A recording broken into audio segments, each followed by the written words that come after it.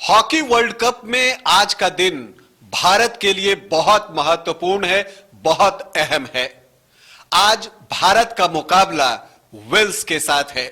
Group मैचों का यह आखिरी मैच है और एक बदले हुए स्वरूप में भारत ने जहां पहले दो मैच राउरकेला के Birsa Munda international hockey stadium में खेले थे, आज का मुकाबला भुवनेश्वर के कलिंगा स्टेडियम में होगा। तो वेन्यू बदल गया है, लेकिन टीम के इरादे और लक्ष्य वही हैं कि वो अपने ग्रुप यानी कि ग्रुप डी से सीधे क्वार्टर फाइनल के लिए क्वालिफाई करे और इसके लिए उसे वेल्स को बड़े अंतर से पराजित करना है। तो क्या भारतीय टीम ऐसा कर पाएगी? नमस्कार, आप देख रहे हैं न्यूज बाइस्कोप और मैं हूं राकेश रंजन।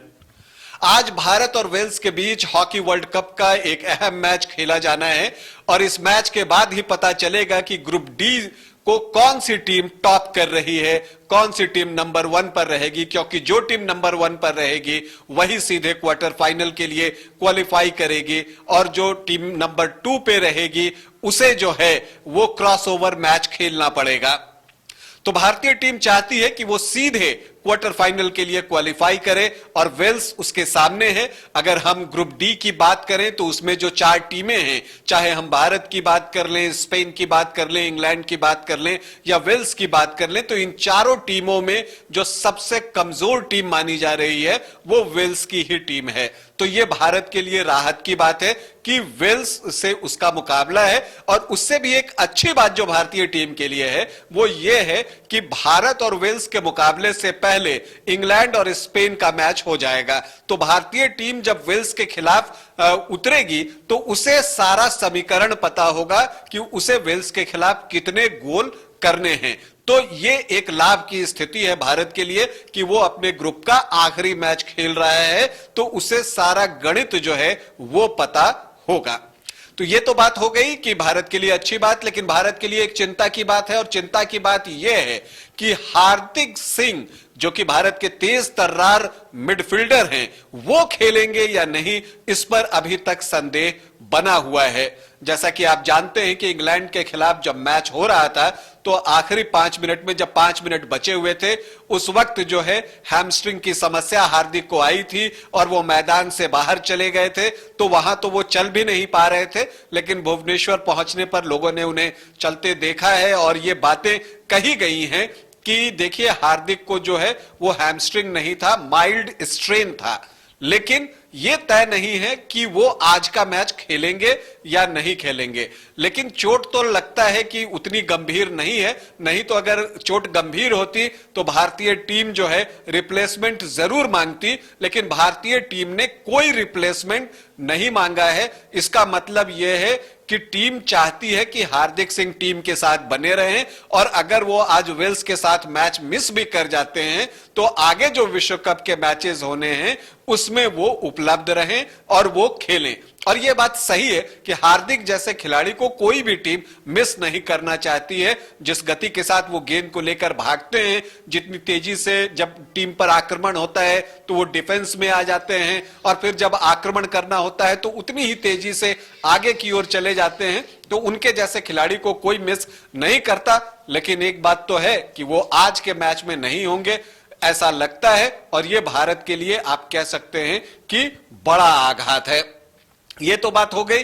जो दूसरी बात है जिसकी हम बात करेंगे, मनप्रीत ने एक बात कही है, जो भारत के काफी अनुभवी खिलाड़ी हैं। मनप्रीत और मिडफील्ड में हार्दिक के साथ जिम्मेदारी संभालते हैं। हार्दिक की अनुपस्थिति में मनप्रीत की जिम्मेदारी और बढ़ जाएगी। तो मनप्रीत ने यह बात कही है कि देखिए पेनल्टी कॉर्नर को गोल में कन्वर्ट हमें करना होगा।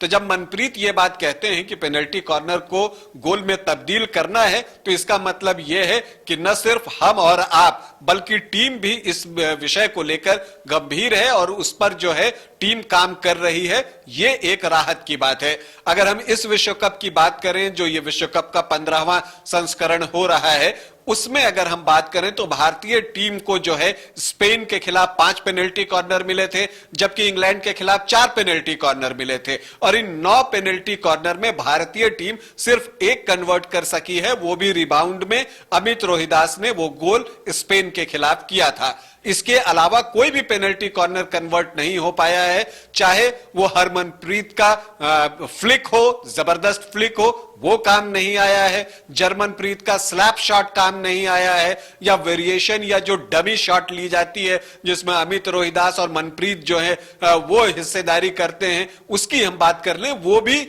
आइडिया जो है वो अब तक कामयाब नहीं हो पाया है। तो भारतीय टीम के लिए यह चिंता की बात है, लेकिन राहत की बात यह है कि भारतीय टीम मैनेजमेंट और जो थिंक टैंक है वो इस पर काम कर रही है। मनप्रीत की बातों से तो ऐसा ही लगता है, तो ये एक अच्छी बात है। और अगर ये हो जाए तो आप वेल्स के खिलाफ ज्यादा गोल कर सकते हैं। जब बात हमने वेल्स की तो वेल्स का जो प्लेइंग स्ट्रक्चर है ना, वो इंग्लैंड की टीम से मिलता जुलता है, तो इसलिए आप उसे बहुत आसानी से नहीं ले सकते। और वेल्स भी जो है डिफेंस में जब उतरता है तो उस पर गोल करना उतना आसान नहीं होता। वैसे अगर हम आपको बताएं रिकॉर्ड्स के बारे में, तो भारत और वेल्स के बीच अब तक 5 मैच खेले गए हैं और पांचों ही मैच में भारतीय टीम जीती है। तो ये एक बड़ा रिकॉर्ड है, हेड टू हेड की हम बात कर रहे हैं तो। और आपको यह भी बता दें कि इन 5 मैचों में भारतीय टीम ने वेल्स के खिलाफ कुल 19 गोल दागे हैं। अगर आप औसत निकालने जाएं तो ऑलमोस्ट 4 गोल प्रति मैच का आता है, तो ये एक अच्छा औसत है। लेकिन एक बात और भी है कि वेल्स ने काउंटर भी किया है। वेल्स ने भारत के खिलाफ 9 गोल किए हैं, मतलब भारतीय टीम वेल्स के खिलाफ गोल कंसीड भी की है और 9 गोल कंसीड की है। तो ये इस बात पर भारतीय टीम को ध्यान रखना होगा। तो डिफेंस जिस तरह से इस पूरे विश्व कप में खेल रहा है, उसी तरह से उसको खेलते रहना होगा और जो बचाव है वो उस तरह से करना होगा। अभी तक इस विश्व कप में अगर हम पॉजिटिव की बात करें तो निश्चित तौर पर जो भारत का डिफेंस है वो एक सरप्राइजिंग एलिमेंट के तौर पर उभर कर सामने आया है और उसका जो डिफेंस रहा है वो बहुत दमदार रहा है। और इसके लिए जो डिफेंस में जितने भी खिलाड़ी खेल रहे हैं सभी तारीफ के पात्र हैं। और इसके अलावा जो एक कोच रीड ने फैसला लिया है कि वो पीआर श्रीजेश और पाठक को अल्टरनेटली यूज करेंगे। फर्स्ट और थर्ड में वो श्रीजेश को भेजते हैं पहले और तीसरे क्वार्टर में, तो दूसरे और चौथे क्वार्टर में वो पाठक को भेजते हैं, कृष्णा पाठक को। और दोनों ही गोलकीपर ने अब तक अपने कोच को निराश नहीं किया है और दोनों ही जो है वो पूरी तरह तैयार दिखते हैं। पीआर श्रीजेश ने ये बातें कही भी कि देखिए दोनों के आने से एक बात जो है वो ये है कि अगर आगे के टूर्नामेंट में अगर किसी को कोई परेशानी आती है तो दूसरा मेंटली इतना प्रिपेयर रहेगा, और चूंकि उसने जो है मैदान पर भी समय गुजारा है तो उसे सब चीज की जानकारी रहेगी, तो वो स्थिति को बेहतर ढंग से टैकल कर सकेगा। तो ये कुछ पॉजिटिव्स हैं। और उसी तरह की गोलकीपिंग, जैसे कि गोलकीपिंग हमने पिछले 2 मैच में देखी, उसी की उम्मीद हम सब आज वेल्स के खिलाफ भी कर रहे हैं। इसके अलावा जो हमारी फॉरवर्ड लाइन है उससे हमारी उम्मीदें ज्यादा है। हम उनके खेल पर कोई टीका टिप्पणी नहीं करना चाहेंगे क्योंकि उन्होंने मूव्स तो बहुत सारे बनाए हैं और दोनों ही खास करके लेफ्ट फ्लैंक से मूव ज्यादा बने हैं, वक्त वक्त पर राइट फ्लैंक से मूव बने हैं। लेकिन जब वो गोल मुख के पास पहुंच रहे हैं, गोल पोस्ट के पास पहुंच रहे हैं, तो वहां पर निशाना भटक रहा है या वहां पर कुछ जो है गड़बड़ी में गड़बड़ी हो रही है और इस पर ध्यान दिए जाने की जरूरत है। क्योंकि मौके तो आप बनाते हैं, अगर उन मौकों को आप भुनाएंगे नहीं तब ये आपके लिए परेशानी का कारण हो सकती है। तो लगता है कि भारतीय थिंक टैंक जो है इस पर भी काम कर रहा होगा। कूल होकर खेलने की जरूरत है। आखिर में मैं बस भारतीय टीम से यही कहना चाहूंगा कि देखिए नॉर्मल गेम खेलने की जरूरत है। हम सभी यही उम्मीद कर रहे हैं कि वेल्स के खिलाफ कुछ एक्स्ट्रा करने की जरूरत नहीं है, क्योंकि कई बार जब आप एक्स्ट्रा करने जाते हैं ना तो आप एक दबाव अपने ऊपर ही ओढ़ लेते हैं और उस वक्त जो होता है, जो आप रिजल्ट चाहते हैं वो आपको नहीं मिल पाता। तो नॉर्मल गेम खेलें, जो टीम मीटिंग में गेम प्लान तय हुआ है उसको एग्जीक्यूट करने का प्रयास करें। और मुझे विश्वास है कि अगर ऐसा होता है तो भारतीय टीम बड़े ही आराम से वेल्स को बड़े अंतर से पराजित कर सकती है और सीधे क्वार्टर फाइनल के लिए क्वालिफाई कर सकती है। भारतीय हॉकी टीम को हमारी ढेरों शुभकामनाएं। अभी के लिए इतना ही, इजाजत दें, नमस्कार।